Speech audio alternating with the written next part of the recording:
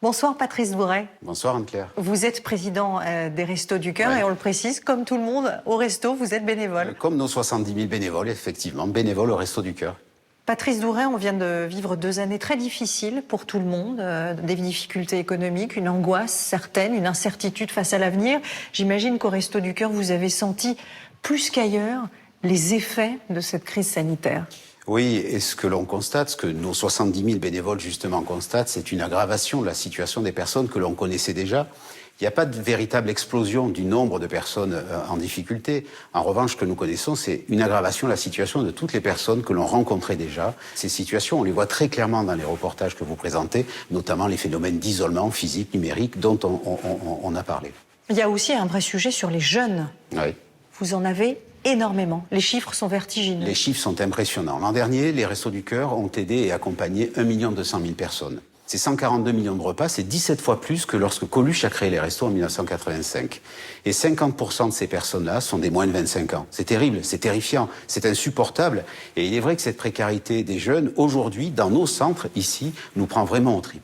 La crise sanitaire, elle a créé quoi? Elle a créé un isolement marqué par le fait que beaucoup de centres aussi ont dû fermer, que vous n'avez pas pu entrer en contact avec ceux qui en avaient besoin? Oui, et très rapidement, dès que les centres ont fermé, nous avons mis en place, grâce à nos 70 000 bénévoles, dont beaucoup ont été mis à l'abri, mais ont été utiles également en réalisant du télébénévolat, puisque c'est une nouvelle expression que l'on peut utiliser aujourd'hui. Mais très rapidement, nous avons remis en place toutes nos activités de distribution accompagnée, mais également d'accompagnement et d'aide alimentaire. Alors vous développez beaucoup ce qu'on a appelé les centres itinérants. Ouais. Expliquez-nous pourquoi c'est une vraie solution par rapport à des problématiques qui sont très, très d'actualité. Aujourd'hui, notre maillage, c'est 2000 centres. C'est-à-dire que c'est déjà quelque chose de très important. Mais ce dont on s'est aperçu, et encore plus fortement depuis 2 ans, c'est que nous avons beaucoup de personnes qui sont très isolées, très éloignées de nos dispositifs, de nos centres d'activité. Et puis cette crise du carburant, l'essence qui est plus chère aujourd'hui, fait que beaucoup de personnes ne peuvent plus se déplacer. Donc il faut aller vers elles. On a fait le choix déjà, on a près d'une trentaine de centres itinérants, on a déjà fait le choix d'aller vers la précarité et de ne pas attendre qu'elle vienne frapper à notre porte. Ce qui veut dire que c'est essentiel pour apporter de l'aide alimentaire. C'est essentiel aussi pour créer ce lien social. On a vu que dans certains villages, la honte faisait qu'il fallait même se cacher pour ne pas être trop visible de la population, pour que les personnes viennent en confiance chez nous. L'idée, c'est d'aller vers la précarité, vers les plus éloignés, vers les plus isolés. Cette crise sanitaire, elle a révélé un autre type d'isolement qui était peut-être moins flagrant avant, c'est l'isolement numérique. Et vous avez d'ailleurs, vous, décidé au Restos du Cœur de mettre en place des cours d'informatique. Oui, ce sont près de 250 ateliers aujourd'hui qui permettent d'accéder au numérique, d'appréhender l'ordinateur. C'est pas simple et à tous les âges, c'est pas simple d'appréhender un ordinateur. Le clic, la peur de ce clic, ça crée effectivement un isolement. Aujourd'hui, si on n'a pas un accès au numérique, eh bien c'est difficile pour aller chercher un emploi, chercher une formation, faire une formalité, demander une aide. Et cet accès à Internet, cet accès au matériel, on a aussi l'ambition de multiplier par 2 nos centres d'activité numérique pour permettre la possibilité de le faire. Et puis, on a aussi une petite idée, ce serait celle de pouvoir équiper tous les camions itinérants que vous avez vus d'un point d'accès informatique. Cette épidémie, elle vous a aussi forcé à accueillir autrement. Elle a supprimé des moments de convivialité qui ne sont pas des moments anodins ou superflus au Restos du Cœur. Comment vous avez fait pour rétablir ce contact ?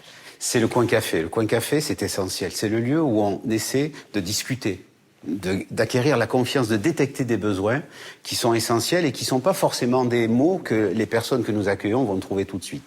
Et ce coin café, il a fallu, les premiers temps, notamment sur les premiers confinements, parce que les locaux ne permettaient pas de le faire en toute sécurité, il a fallu parfois les fermer, voire les déplacer et s'adapter. Et bien évidemment que dès que nous avons pu le faire, nous avons remis en place tous ces coins café. Il faut absolument que ces coins existent, parce que c'est des lieux d'échange essentiels. C'est des lieux où on peut, autour d'un café, on a presque plaisir. C'est des personnes que je rencontre assez souvent nous disent « c'est peut-être le seul endroit où je vais pouvoir discuter avec quelqu'un dans la journée ». Et où je vais pouvoir aussi parler de difficultés dont je n'osais pas parler avant. Et puis nos bénévoles sont formés pour détecter autour d'un coin de phrase quelque chose qui va paraître tout à fait anodin, un petit besoin, quelque chose qui va faire qu'on mettra en place une activité, un accompagnement un peu plus spécialisé. Vos bénévoles, vous les aimez? Ah oui. Ils sont essentiels. Oui. C'est un véritable engagement, c'est une magie. Je me souviens de certaines visites où l'on avait le matin un monsieur qui faisait 80 km pour aller chercher de la ramasse, des produits frais, des produits chez les agriculteurs. Et puis derrière, c'était d'autres bénévoles qui arrivaient. Et ces bénévoles-là venaient couper du pain, faisaient cuire des soupes, faisaient fabriquer des soupes avec ces légumes-là. Et le soir, c'est 150 repas qui étaient servis aux gens de la rue. Et ça, cette magie-là, j'arrive pas à me l'expliquer.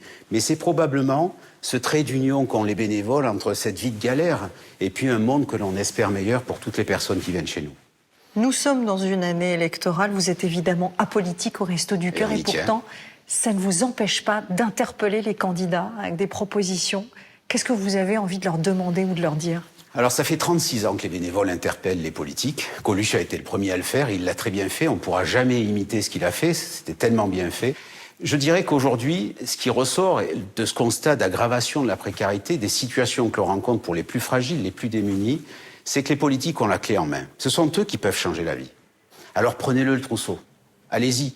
Et ce que j'ai envie de leur dire, c'est vraiment, véritablement, de replacer au cœur du débat, des programmes pour l'élection présidentielle, de replacer la lutte contre la précarité au cœur de ces débats-là. Est-ce que vous avez une proposition qui vous tient particulièrement à cœur ? Je sais que vous en avez 12 dans votre lettre d'interpellation des candidats, mais est-ce qu'il y a une proposition qui est particulièrement d'actualité ?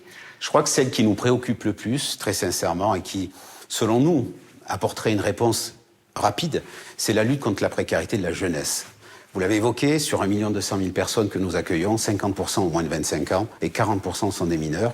C'est près de 60 000 bébés de moins de 3 ans qui sont accueillis par les Restos du Cœur.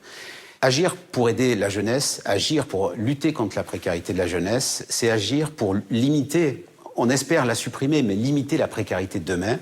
Et puis c'est agir pour aider les parents et les grands-parents aujourd'hui qui sont souvent eux-mêmes dans des situations de précarité et qui sont obligés de se sacrifier et d'aider ces jeunes aujourd'hui. Donc c'est probablement une des propositions, si ce n'est la plus importante pour nous.